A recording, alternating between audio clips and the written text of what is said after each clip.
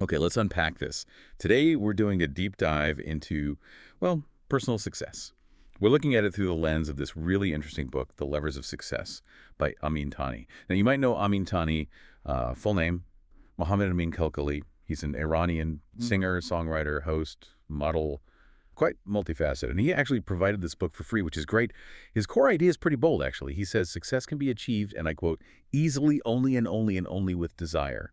But, you know, combined with some solid planning and, of course, consistent effort, it puts the responsibility squarely on you. It's all about your daily actions. Exactly. It really comes down to what you do each day. And what's particularly compelling, I think, is how Tani takes this big, often kind of scary idea of success and boils it down. He breaks it into 7 powerful, really actionable principles. He calls them levers.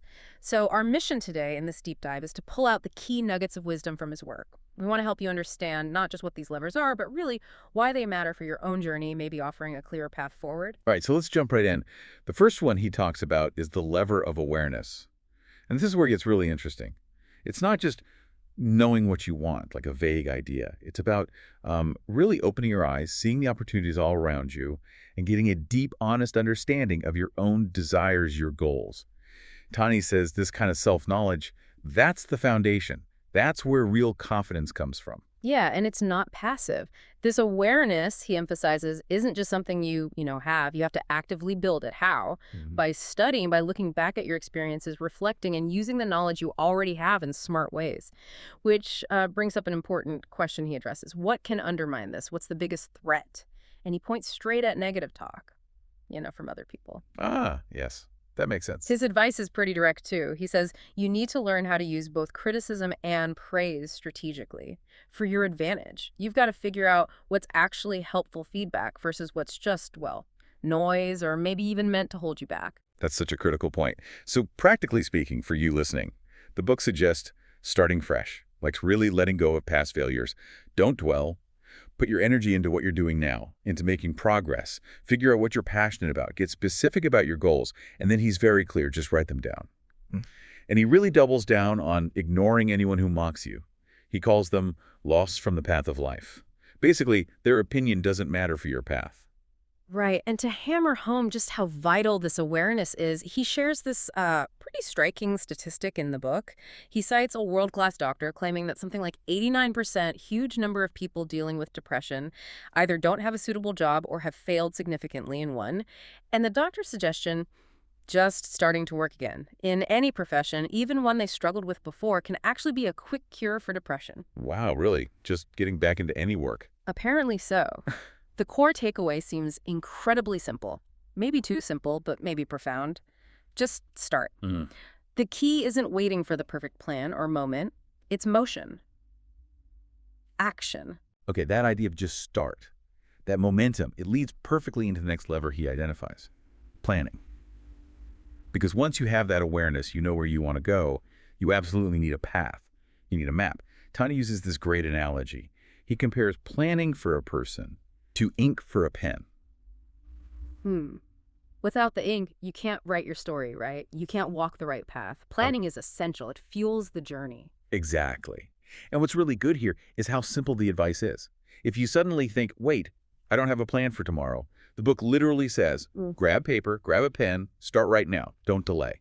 Tani even shares a bit about himself, his own, well, pretty extreme dedication. He says, I was always crazy about working, so much so that I worked 21 hours a day and slept only 3 hours a day to succeed. 21 hours. That's intense. It is. And look, that's probably not realistic or even healthy for most people, let's be honest. But it vividly illustrates the kind of focused, almost obsessive effort that can come from having a clear plan and being utterly committed to it. It's about that deliberate action, definitely. And building on that need for action and commitment, we get to the third lever, decision-making. Tani presents this one as, well, perhaps one of the most crucial. The core idea is pretty straightforward. Make decisions that consistently move you closer to your goals. Nothing else. This means really thinking through the potential outcomes, the consequences, the benefits of each choice. And then the key part, acting decisively. No wishy-washiness, no looking back and constantly second-guessing. And he offers a unique angle on what enables that decisiveness. Good decision-making, he argues, helps you cut through the clutter. Avoid useless tasks. It lets you focus intensely on what's actually necessary. He also mentioned something interesting that successful people often draw strength when facing huge problems by saying something like, I have a big problem, but a bigger God. That's an interesting framing. Yeah, and it doesn't have to be strictly religious, I think. It could be about tapping into some ultimate source of conviction. Maybe it's spiritual faith. Maybe it's unshakable self-belief. Maybe it's trust in the process. Whatever it is, it fuels that ability to act without being paralyzed by fear. His advice here is profound. When you are genuinely confident you'll succeed, you have to just throw out all the ifs, buts, and maybes. Just push forward. Full power. No fear of failure holding you back. Right. So what does that mean for you day to day? Tani really hammers home personal responsibility here. Yeah. You own your decisions, period. Don't let other people meddle, and definitely don't blame them if things go sideways. That's on you. He really pushes you to actively work on your character, shore up your weaknesses by making what he calls pivotal and key decisions starting right now. Today, take ownership. Makes sense. And that naturally brings us to the lever of action. This is where awareness, planning, and decision-making all converge. It's where the rubber meets the road. What's really insightful, I think, is how the book calls out a common trap. A lot of people fool themselves, right? Thinking they can put in the effort of someone unsuccessful but somehow get successful results. Or achieve success with no real work at all. Exactly. Or that fantasy. Tani is blunt about it. If you don't act, you will never get results. It's that simple. And he connects this straight back to your mindset, saying your confidence is basically the only essential ingredient for success. Doubting yourself. He calls that the worst injustice you can possibly commit against yourself. Powerful stuff.